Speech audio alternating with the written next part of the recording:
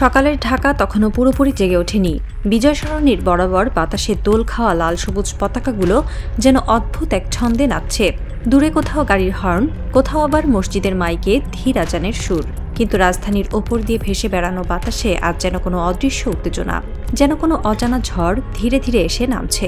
একটা TV reporter phone হাতে দৌড়ে যাচ্ছে, স্যাটেলাইট ভ্যানে টেকনিশিয়ানরা ক্যামেরা জোড়া লাগাচ্ছে। সদরঘাট থেকে উত্তরা সব জায়গায় একটাই আলোচ্য বিষয়, গণভোটের ফলাফল।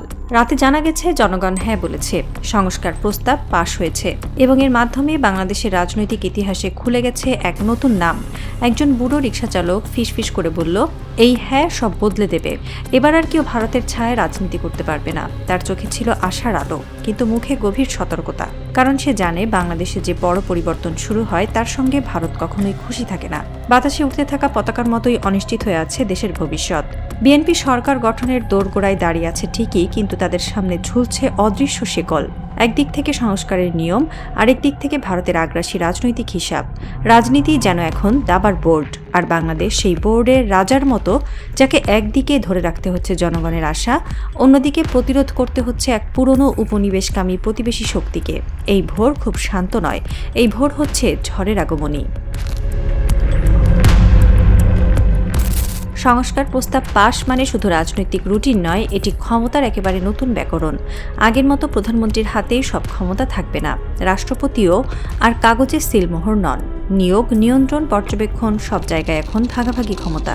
বিএনপি নেতারা প্রথম দিকে উচ্ছ্বসিত ছিলেন, কিন্তু ফলাফল ঘোষণার পর তাদের চোখে এক নতুন জটিলতা। মির্জা ফখরুল সাহেব বলেছেন, আমরা সনদ মানব।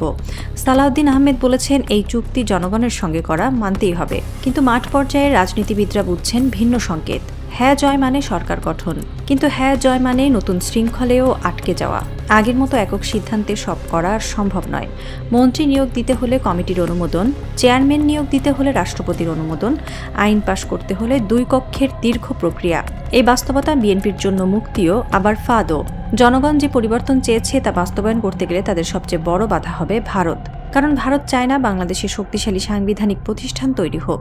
কারণ শক্তিশালী প্রতিষ্ঠান মানে স্বাধীন সিদ্ধান্ত, আর স্বাধীন সিদ্ধান্ত মানে ভারতের দালালি রাজনীতি বন্ধ। বাংলাদেশের ভেতরেই ভারতের এজেন্টরা সবসময় যে শক্তি দেখিয়েছে, এবার সেই খেলাই হারতে বসেছে।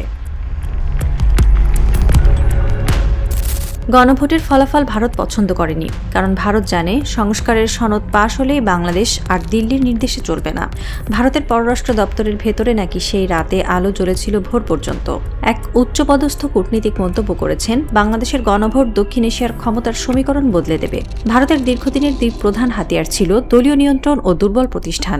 এই দুইয়ের উপর ভর করেই তারা বাংলাদেশে নিজেদের রাজনৈতিক ও অর্থনৈতিক এজেন্ডা চাপাত। কিন্তু সাংবিধানিক সংস্কারের ফলে এখন নির্বাচন কমিশন স্বাধীন, বাংলাদেশ ব্যাংক স্বাধীন, মানবাধিকার কমিশন স্বাধীন, নিয়োগ রাষ্ট্রপতির হাতে, আর রাষ্ট্রপতি ভারত ঘেঁষা কোনো চরিত্র নন। এই যেন ভারতীয় আধিপত্যের মেরুদণ্ডের সরাসরি আঘাত।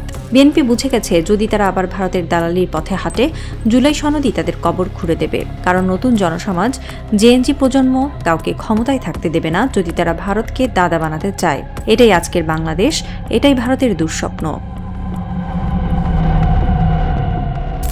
দ্বিকক্ষ বিশিষ্ট সংসদ, এই শব্দটি ভারতের জন্য আতঙ্ক। আগে একদল ক্ষমতায় এলে ভারত তাদেরকে নিয়ন্ত্রণ করতে পারত।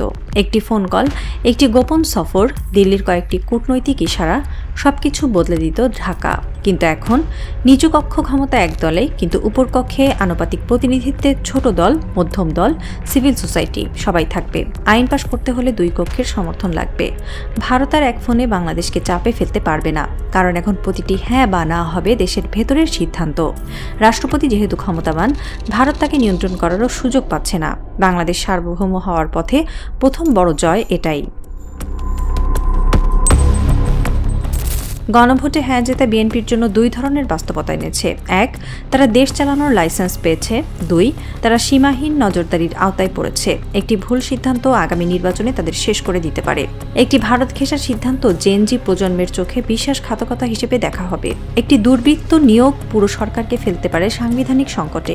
বিএনপির জন্য সবচেয়ে বড় চ্যালেঞ্জ, তারা কি ভারতের ছায়া থেকে বের হতে পারবে, নাকি তারা আবার সেই একই ভুল করবে যে ভুল করেছিল অতীতের সব সরকার। কারণ জনগণ এবার খুব স্পষ্টভাবে পরিষ্কারভাবে বলে দিয়েছে বাংলাদেশ কোনো দাস রাষ্ট্র নয়। এবারের ভোট শেখ হাসিনার বিরুদ্ধে যেমন, ভারতের রাজনৈতিক দাসত্বের বিরুদ্ধেও তেমন। এবার ভুল করলে বিএনপি জানে দিল্লিতে পালানোর পথ নেই, বঙ্গোপসাগরই হবে পরিণতি।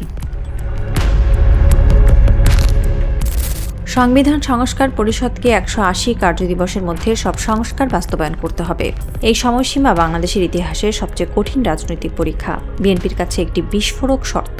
মন্ত্রীরা দায়িত্ব পেলে আনন্দ পাওয়ার আগেই হাতে ধরা পড়ে ঘড়ির কাঁটা।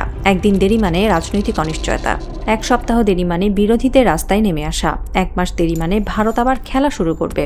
সবচেয়ে বিপজ্জনক প্রশ্ন, যদি সময় মতো সংস্কার শেষ না হয় তাহলে কি ঘটবে? রাজনৈতিক বিশ্লেষকরা বলছেন সেক্ষেত্রে দেশ পড়তে পারে সাংবিধানিক শূন্যতায় এবং বিদেশি শক্তি, বিশেষ করে ভারত, এই অস্থিরতার সুযোগ নেওয়ার চেষ্টা করবে। অতএব বিএনপির সামনে পথ শূন্য নয়, এটি কাঁটায় ভরা রাজপথ, যেখানে প্রতিটি পদক্ষেপে লুকিয়ে আছে বিপদ ও সুযোগ। জুলাইয়ের গণ আন্দোলনে দেখা গেছে এই প্রজন্মকে গুলি, টিয়ার গ্যাস দিয়ে থামানো যায় না। এই প্রজন্ম মাথা নত করে না।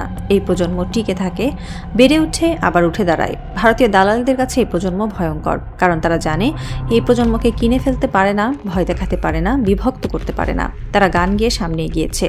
আমি নয়তো একজন, আমরা অনেকজন। এই সংখ্যার শক্তি আজ ভারতের দুঃস্বপ্ন। বিএনপিকেও এই বার্তা শুনতে হবে। যদি তারা ভারতের দাসত্বে ফিরে যায় তাহলে জনগণ আবার রাস্তায় নামবে, আর টিকে থাকার সুযোগ থাকবে না। বিএনপির সামনে আজ স্পষ্ট পথ, দুই দিকের একটি বেছে নিতে হবে। বাংলাদেশের সার্বভৌম পথ নাকি ভারতের করিডোরের অন্ধকার। জনগণ স্পষ্টভাবে দেখছে, আর ভুল করলে তারা ক্ষমা করবে না। রাত 12টার ঢাকায় আজ অদ্ভুত নীরবতা। রাষ্ট্রপতি ভবনের চারপাশে আলো লেগে আছে, বাতাসে হালকা শীত, কিন্তু রাজনীতির ভেতরে আগুন জ্বলছে। বিএনপির ভবিষ্যৎ মন্ত্রিসভা সদস্যরা দলীয় কার্যালয়ে বসে মানচিত্র ছড়ানো টেবিলে তাকিয়ে আছে। সময় গুনছে, 180 দিনের তলোয়ার ঝুলছে মাথায়। দূরে কোথাও সাইরেন বাজলো, কেউ রাস্তায় হাঁটছে, কেউ চুপচাপ জানালার দিকে তাকিয়ে। ঢাকার রাত যেন অদৃশ্য কারো পদচারণায় ভারী হয়ে উঠেছে। এই রাতের ভেতরেই জন্ম নিচ্ছে এক নতুন প্রশ্ন, বাংলাদেশ কি সত্যি বদলে যাচ্ছে, নাকি ভারতের অদৃশ্য প্রভাব আবার ছায়া ফেলবে? রাষ্ট্রপতি ভবনের উপর দিয়ে হালকা বাতাস বয়ে গেল। বাতাস যেন ফিসফিস করে বলল, পরীক্ষা এখন শুরু। বিএনপির সামনে এখন সিংহাসন নয়, এক বিশাল দায়, এক বিশাল সম্ভাবনা, আর এক বিশাল বিপদ। রাজনৈতিক থ্রিলার এখানেই শেষ নয়, কারণ গল্পের শেষ লাইন এখনো লেখা হয়নি। লিখবে আগামী নির্বাচন, লিখবে জনগণ, লিখবে বাংলাদেশ নামের এক জেদি দেশ, যে দেশ আর কখনো ভারতের দাসত্বে ফিরবে না। ঢাকার রাত আরো ঘন হয়ে আসে। শহরের উপরে দাঁড়িয়ে থাকা পতাকাগুলো ধীরে দুলে ওঠে, যেন তারা জানে আসন্ন দিনগুলোতে এই দেশের আকাশে আবার ঝড় উঠতে চলেছে। আর সেই ঝড় কোনো দলের নয়, এটি বাংলাদেশের।